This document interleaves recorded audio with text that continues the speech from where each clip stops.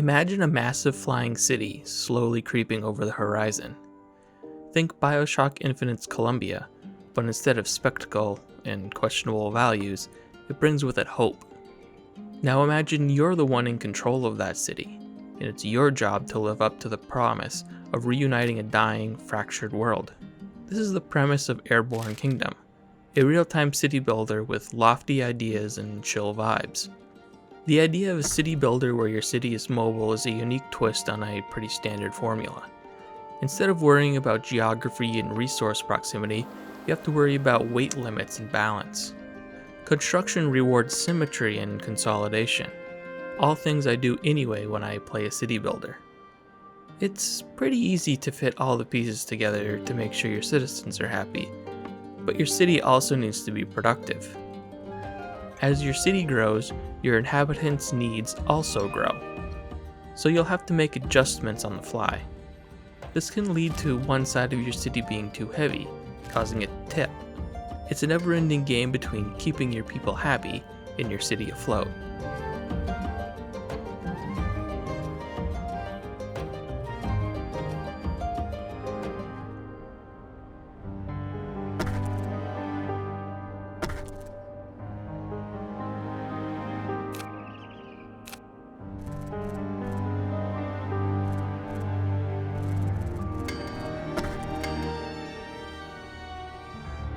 To achieve this, you'll need to collect resources, which is both cool to watch and distressing, at first at least.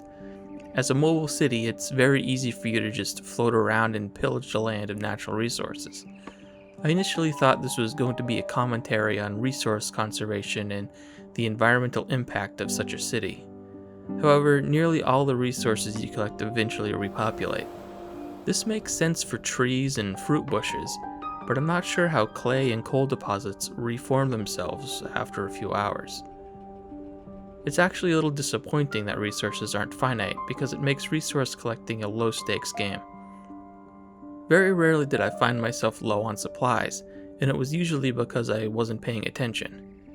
Then it was as simple as floating over to the nearest oasis or thicket, sending my gliders down and taking what I needed. The underlying theme of Airborne Kingdom is one of hope and unity. It takes place in a dark age after the fall of a mighty empire that resulted in many independent cities spread throughout the land.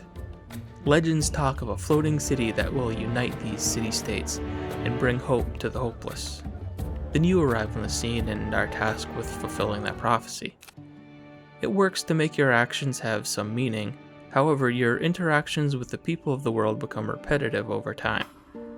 The objectives rarely deviate from go here, find this, and bring it back. You'll also see most of the different point of interest variants in the first hour or so. It's a little disappointing because the concept of a floating city bringing hope back to the masses is great. It just never feels like you're helping real people. All in all, the real fun of Airborne Kingdom is in the city building and the slight challenge around resource management. While the world is interesting from a macro perspective, your actual dealings with it and the things you find are lacking. I found myself spending most of my time just wandering around, admiring the landscape, listening to the music, and rearranging my city. Eventually it felt like I wasn't going anywhere, so I put it down. Maybe that's the real draw and folly of a city in the sky. Why worry about anything else when you're already on top of the world? Thanks for watching. If you enjoyed this video, please consider leaving a like and subscribing to see more. Check out voxelvoice.com for all of our great content, and consider supporting us on Patreon to keep our content ad-free and independent.